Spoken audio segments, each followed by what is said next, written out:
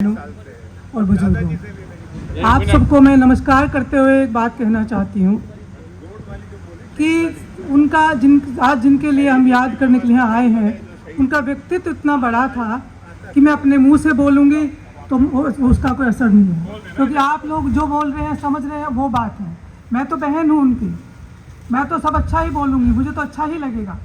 लेकिन कुछ व्यक्ति ऐसे होते हैं वो केवल परिवार का हिस्सा नहीं होते, वो आपके व्यक्तित्व का, आपकी सोच का, आपके विचारों का हिस्सा हो जाते हैं। ऐसे ही थे भाई साहब मेरे लिए। हम एक माँ के पेट से पैदा नहीं हुए, लेकिन उनका जो स्नेह और जो उनका मार्गदर्शन मुझे मिला है उसका हमेशा मैं ऋणी रहूँगी। और मैं ये कहना चाहती हूँ उनसे बहुत कुछ मैंने सीखा। मैं तो अपने पर्सनल विचार, जो मुझे पर्सनल उनका मतलब अनुभव हुआ वही बता सकती हूँ। वो हमेशा कहा करते थे, अनीता तो अध्ययन किया करो।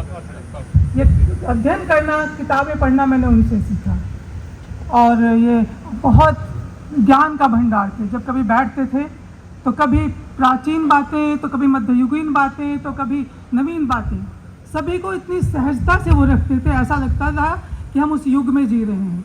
तो एक बार मैंने उनसे पूछा, भाई साहब आप पुनर्जन्म में विश्वास रखते हैं? उन्होंने कहा क्यों? क्योंकि मैंने कहा जब आप बात कहते हैं तो ऐसा लगता है कि आप सारे युगों में जिए हैं।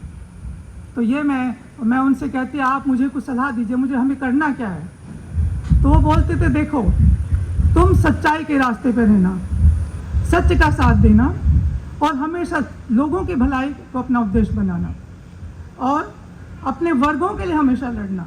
अगर आप कुछ भी हैं, अगर अपने वर्गों के लिए खड़े नहीं हुए हैं तो आप कुछ भी नहीं हैं। तो ये हमेशा बात मेरे दिमाग में रहेगी।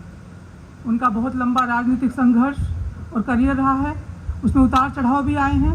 लेकिन चाहे वो गवर्नर रहे हों, चाहे सत्ता के गलियारों में रहे हों, चाहे वो मंचों पर रहे हों, उनके विचार, उनके जो शब्द होते थे, उनका विचार होते थे, वो गूंजते थे। हमेशा कहा करते थे कि देखो आपकी विरासत, आपका धन दौलत नहीं है, आपकी विरासत होनी चाहिए आपके विचार, आपकी सच्चाई, आपकी ईमानदारी। और जिस बात को आप सही मानते हो उसको कहने से कभी डरना नहीं। और उसी बात को उन्होंने हमेशा कायम रखा और उसी बात को लेकर वो आगे तक बढ़ते रहे और उसका उन्होंने खामियाजा भी उठाया। उनकी सच्चाई का आप सबको पता है क्या उनके साथ हुआ। सीबीआई की रेड पड़ी, मेरे घर भी पड़ी। मेरे घर उनके लिए कुछ नहीं मिला। एक जन्म पत्री थी जो मैं काफ़ी साल पहले किसी को दिखाने के लिए लाई थी, वो पड़ी थी तो वो ले गए। खैर वो अलग बात है। अब जैसे सभी लोगों की शिकायत है कि उनको राजकीय सम्मान नहीं दिया गया, मैं कहती हूँ कि वो सम्मान तो सिर्फ क्षणिक होता, भूल जाते लोग उनको। आप लोग जो सम्मान दे रहे हैं, देश जगह जगह जो उनके लिए सभाएं हो रही हैं, श्रद्धांजलि सभाएं होती हैं, ये है असली सम्मान उनका, जो हमेशा आने वाले टाइम में याद रखा जाएगा। और वो जो उन्होंने कहा हमेशा उस पर अड़िग रहे। उसी उनकी सुनाई हुई शेर व शायरी, जब हम शाम को बैठते थे तो बहुत सारे चुटकुले, शेर व शायरी, बहुत सारी चीज़ें सुनाते थे। उन्हीं की सुना हुआ बताया हुआ एक शेर मैं आपको बता देती हूँ। जिस धज से कोई मकतल में गया वो शान सलामत रहती है, इस जान का जाना जान बात नहीं है, जान तो आनी जानी है। तो उन्होंने इस बात पर बिल्कुल भी फिक्र ना करते हुए जो उनको सही लगा वो बोला।